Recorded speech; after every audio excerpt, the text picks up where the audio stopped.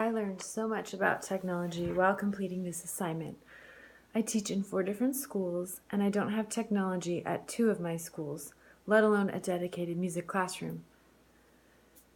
In the 2 schools that have technology, I've shied away from using it because, as a mom to an 8 and 11-year-old, I try to minimize my children's exposure to screen time as much as possible.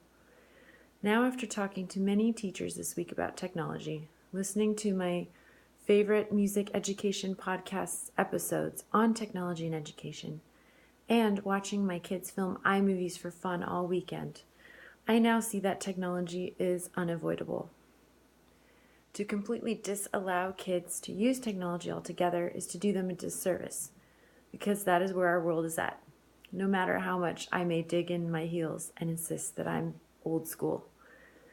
But to insist that they only use technology in a responsible, respectful, creative, constructive, and giving way is crucial.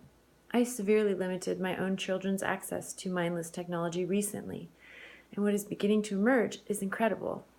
My children are still using technology, but their use became smarter, more purposeful, and more creative. Putting limits in place has allowed for a lot of blossoming to occur.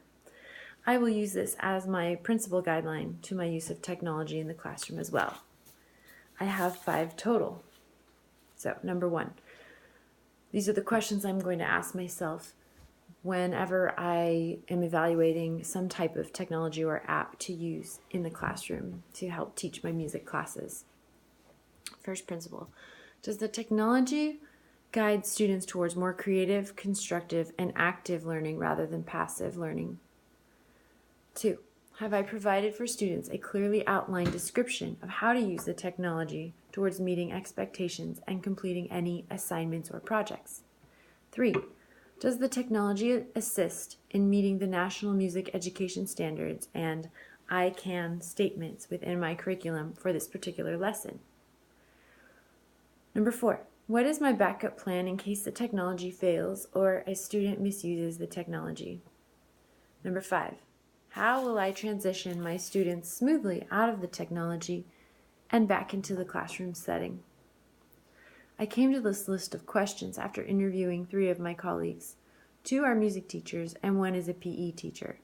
And we all work for a company called Rhythm and Moves, which places music and PE teachers in private and public schools in the San Francisco Bay Area. The first teacher I interviewed is the PE teacher, and she has no access to technology outside on the blacktop, other than her phone and a speaker to amplify music during PE activities. I have been operating in that same way, unsure of how to incorporate technology into my classrooms. However, after interviewing 2 of my music teacher colleagues, my eyes have been opened. Both the music teachers have their own websites, which are used to provide students and parents with music-enriching web-based games for the kids to play after school, practice materials, and curriculum information or updates.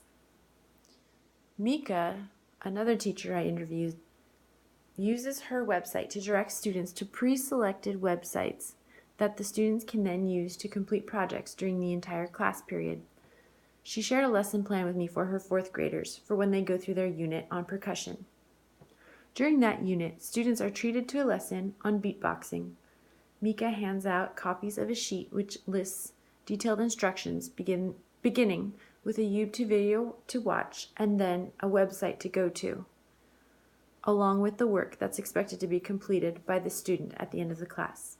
She directs the students to play around with a fun website called Incredibox, check it out, which allows them to put together a series of percussive sounds and then record what they've come up with and email it to her for submission. She said that as long as the web-related work meets the standards and fulfills the I can statements for a particular lesson, then it will pass her test for whether it's a good choice to use during class time. I don't have any improvements to suggest on Mika's lesson plan because I believe she is covering all the ISTE standards. Also, she's been a music teacher for 20 years and a musician her entire life. In order to complete her lesson successfully, each student must have access to a personal tablet or laptop. I personally don't have that in my classrooms, but some teachers do and could utilize this website in a music classroom. The last teacher I interviewed, Kristen, is my mentor and my idol for how sassy yet warm, composed, and experienced she is in the music classroom. From her, I learned that although I can't photograph students in class, I can record the singing and instrument playing they perform in class to email out to parents, faculty, and staff. The best kind of proof that musical learning is happening in the classroom every day. What parent doesn't love to listen to music their child is learning in school? I've decided personally to use Idokio, which is an Apple-based app that will help me learn all my students' names by storing a picture of them and their name with space for notes about each kid. I can flip through them like flashcards and memorize the hundreds of kids' faces and names that I teach each week. A daunting task that would have been nearly impossible without technology. I currently access all my curriculum from Google Drive, and I stream music from my phone onto a Bluetooth speaker during class. The music is often for kids to listen to and analyze for various musical components that I teach them about. Sometimes the music is a backing track for them to sing or play other instruments over. Other times, I stream the music while the kids play a fun circle-based and interactive game. I've learned so much and become more open to using technology in the classroom this week. This is a huge benefit to my students and gives me peace of mind that I will always strive to use the technology wisely. Some of this technology I incorporate into my classroom today. Some of the technology, like every student sitting with their own personal tablet completing my assignment sheet. Oh, scratch that last sentence. Sorry, that didn't make sense. Some of the technology I'm already using, some of it I'm striving to use someday when my kids have access to better personal devices to do individualized lessons on or individualized activities on. So that day is coming in the future, and when it comes, I will be ready for it.